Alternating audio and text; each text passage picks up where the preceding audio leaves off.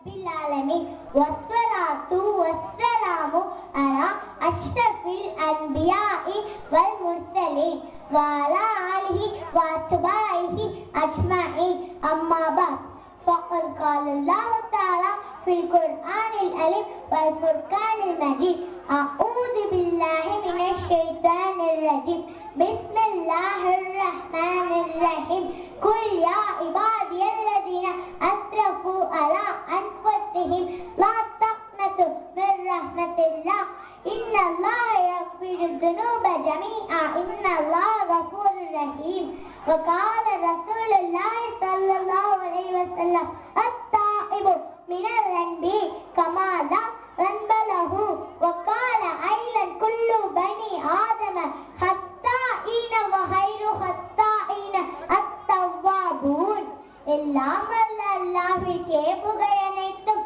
அவனின் தூதர் ரசூலே கரீம் ஸல்லல்லாஹு அலைஹி வஸல்லம் அவர்கள் மீதும் சஹாபாக்கள் மீதும் மற்றும் நம் அனைவர்கள் மீதும் அல்லாஹ் தஆலாவின் அருள் பொழியட்டுமாக ஆமீன். கண்ணியமான இந்த விழாவின் தலைவர் அவர்களுக்கும் உலமா பெருமக்களுக்கும் மற்றும் பெரியோர்களுக்கும் சகோதர சகோதரிகளுக்கும் என் அன்பான சலாத்தினை தெரிவித்துக் கொள்கிறேன். அஸ்ஸலாமு அலைக்கும் வரஹ்மத்துல்லாஹி தஆலா பரகாத்துஹு. உங்கள் முன் நான் எடுத்துக்கொண்ட தலைப்பு என்ன தெரியுமா? தௌபா செய்வது நன்மைகள் பற்றி தான். தௌபாவை பற்றி அல்லாஹ் தஆலா திருக்குர்ஆனில் கூறுகின்ற போது, நபியே நீங்கள் கூறுவீராக, தன்னுடைய நப்சுகளின் மீது பாவம் செய்து வீண் விரயம் செய்ய என்னுடைய அடியார்களே, அல்லாஹ்வுடைய ரஹ்மத்தை விட்டு நிராசையாக வேண்டாம்.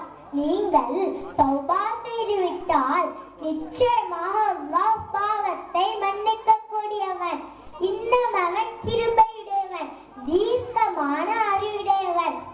மேலும் நபி ஸல்லல்லாஹு அலைஹி வஸல்லம் அவர்கள் கூறினார்கள், எந்த ஒரு மனிதன் அல்லாஹ்விடத்தில் தௌபா செய்து மீள்கின்றானோ அந்த மனிதன் பாவமே செய்யாதவர் போல் என்று கூறினார்கள். என்றால் ஒரு மனிதன் திருடுகிறான், பொய் சொல்லுகிறான், புற பேசுகிறான், கோல் சொல்லுகிறான், நம்பிக்கை துரோகம் செய்கிறான், தொழுகாமலும் ஜக்காத் கொடுக்காமலும் இருக்கிறான், இப்படி எண்ணற்ற தவறுகளை செய்கிறான். சில நாட்கள் கழித்து, யா அல்லாஹ், சின்ன சின்ன தவறுகளை செய்து விட்டேனே என்று அல்லாஹ்விடத்தில் அழுது கையேந்தி தௌபா செய்கின்ற போது அல்லாஹ் தஆலா எந்த பாவமும் செய்யாத நிலையில் அந்த மனிதரை தூய்மையாக்கி விடுகிறார். தவறு செய்தவர் தான் செய்த தவறை நினைத்து வருந்தி திருந்த நினைத்து விட்டால் அதற்கு இன்ஷா அல்லாஹ் எப்படியும் அல்லாஹ்விடம் மன்னிப்பு உண்டு. மேலும் நபி ஸல்லல்லாஹு அலைஹி வஸல்லம் அவர்கள் கூறினார்கள், எந்த ஒரு மனிதன் அல்லாஹ்விடத்தில் தௌபா செய்து கையேந்துகிறானோ அந்த மனிதனை அல்லாஹ் வெறும் கையோடு அனுப்புவதற்கு வெட்கப்படுகிறார் என்று கூறினார்கள். என்றால் சுடும் நெருப்பை குளிர்ந்த நீர் கொண்டு அணைத்து விடுவது போல நம்முடைய தௌபாவை கொண்டு அல்லாஹ் பாவத்தை அழித்து விடுவார். அஸ்தக்ஃபிருல்லாஹ் என்று நாவில் மொழிவது மட்டும் தௌபாவாக முடியாது. அதற்கு மன உறுதி, பயபக்தி இருக்க வேண்டும்.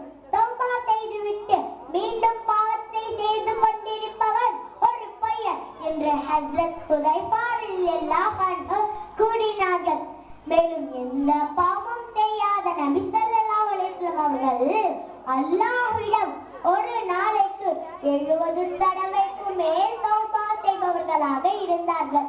என்றால் நம் பாவத்திலே வாழ்ந்து கொண்டிருக்கிறோம், பாவம் என்ற பொருளில் புரண்டு கொண்டிருக்கிறோம். நாம் எந்த அளவுக்கு தௌபா செய்கிறோம் என்று யோசித்து பார்க்க வேண்டும். இதற்கு சான்றாக ஒரு சம்பவத்தை சொல்ல ஆசைப்படுகிறேன். நபி மூசா அலைஹிஸ்ஸலாம் அவர்களுடைய காலத்தில் ஒரு மனிதர் வாழ்ந்து வந்தார்.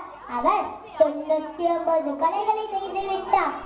ஆனால் அவர் நினைத்தார், அல்லாஹ் கொலை செய்ய வேண்டாம் என்று இருக்கிறானே, ஆனால் நான் 99 கொலைகளை செய்து விட்டேனே, என்னை அல்லாஹ் மன்னிப்பானா என்று எல்லோரிடம் கேட்டு வந்தார். அப்போது ஒரு மார்க்கடியிடம் சென்றான். நான் 99 கொலைகளை செய்து விட்டதால் என்னை அல்லாஹ் மன்னிப்பானா என்று கேட்டான். 99 கொலைகளை செய்துவிட்டு அல்லாஹ் மன்னிப்பானா என்று கேட்கிறாயா என்று அந்த மார்க்கறிஞர் கேட்டவுடன் அந்த மார்க்கறிஞரையும் கொலை செய்துவிட்டு அல்லாஹ்விடம் தௌபா செய்வதற்காக வருகிறான். வருகின்ற வழியில் மரணம் வந்து அடைந்து விடுகிறது. அப்போது ரஹ்மத்துடைய மலக்குமார்களும் வந்து விடுகிறார்கள், அதாபுடைய மலக்குமார்களும் வந்து விடுகிறார்கள். அப்போது ரஹ்மத்துடைய மலக்குமார்கள் அதாபுடைய மலக்குமார்களை பார்த்து, இவர் அல்லாஹ்விடம் தௌபா செய்வதற்காக வந்து விட்டார், ஆகவே நாங்கள் தான் எடுத்து செல்வோம் என்று சொன்னார்கள். அதற்கு அதாபுடைய மலக்குமார்கள் ரஹ்மத்துடைய மலக்குமார்களை பார்த்து, இவர் எத்தனை கொலை செய்திருக்கிறார் தெரியுமா?